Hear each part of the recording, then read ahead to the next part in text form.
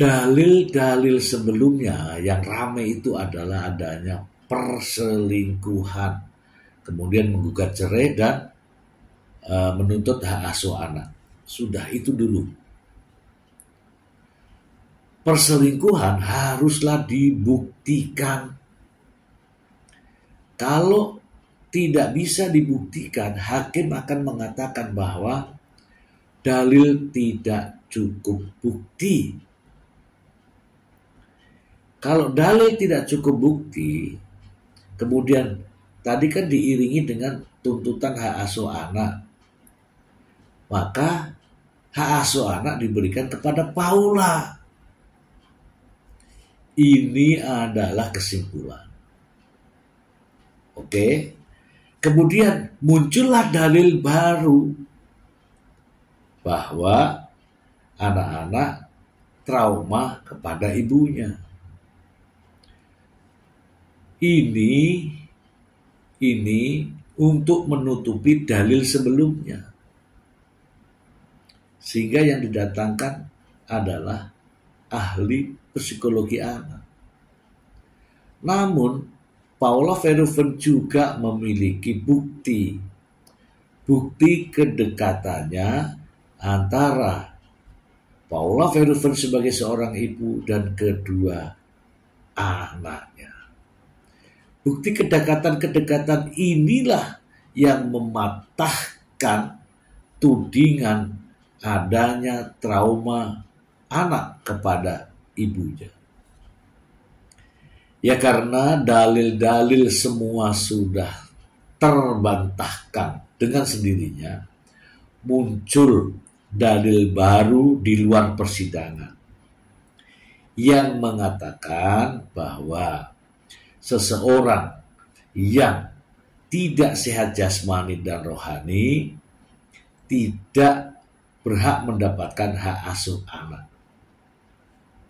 Itu dilontarkan oleh sang pengacara dan yakin ditujukan kepada Paula Verhoeven. Kalau menuduh ini, jelas hakim juga tidak percaya. Masa Paula sakit jasmani, masa Paula sakit kejiwaan?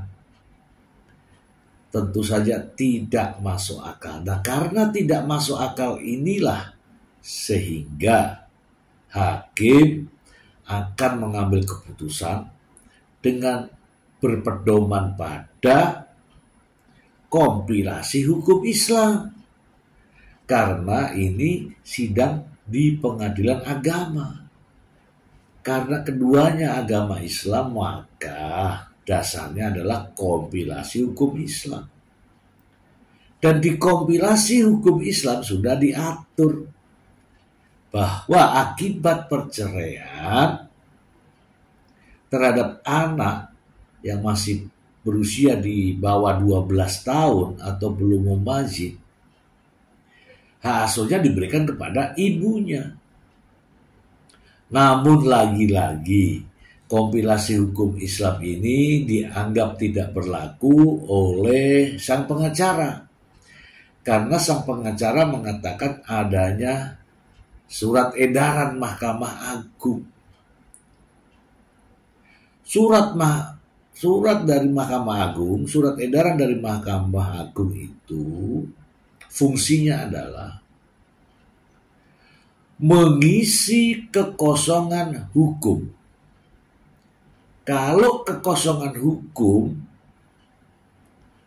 tidak ada lagi hukum yang lain, maka inilah berlakunya surat edaran Mahkamah Agung. Contoh teman-teman, contoh ya, ada seseorang lelaki gugat cerai, menuntut hak asuh anak, ya kan? Nah, karena menuntut hak asuh anak, kita lihat dulu nih, apa masalahnya. Ternyata istrinya depresi. Kalau istrinya depresi, artinya tidak sanggup dong mengasuh anak-anak. Kalau tidak sanggup mengasuh anak-anak, ya tentu saja hak asuhnya diberikan kepada bapaknya. Tapi kan dengan catatan, ibunya depresi, ibunya gila, ibunya sakit jiwa. Memang ada putusannya. Apakah ini jadi jurisprudensi? Tidak. Karena apa? Ini tidak mirip dengan kasus yang ini. Tapi kan sang pengacara mengatakan bahwa ada jurisprudensinya, ada surat edarannya. Saya sudah baca surat edarannya. Jika. Jadi yang menutupi kekosongan hukum.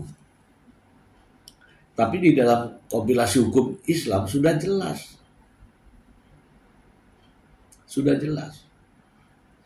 Akibat perceraian anak di bawah umur kasih ibunya. Benar.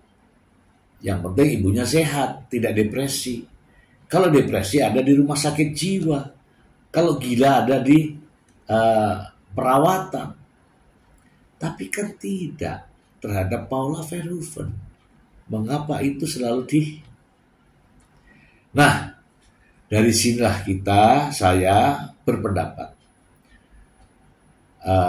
Putusan hakim akan menjatuhkan hak asuh anak ini kepada Paula Verhoeven.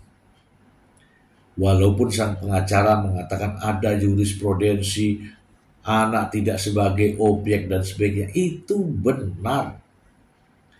Tapi lihat kasus per kasus. Apabila mengalami kekosongan hukum. Tetapi kalau kasus Paula Verhoeven dan Mbak Im Wong sudah tepat apabila mendasari kompilasi hukum Islam pasal 105. Gak usah melihat yang lain. Dengan mendasari KHI, kompilasi hukum Islam ini, hakim melangkah dalam mengambil keputusan itu sudah tepat. Kalau hakim tidak menggunakan KHI ini dengan menggunakan yang tadi dikatakan oleh sang pengacara, justru menimbulkan pertanyaan-pertanyaan baru. Harus dibuktikan bagaimana depresinya, harus dibuktikan bagaimana sakit jasmani dan rohani, harus semua. Kalau hakim tidak menanyakan itu, artinya meyakini bahwa Paula Verhoeven sehat jasmani dan rohani dan berhak mendapatkan hak asuh anak. Semoga bermanfaat. Terima kasih.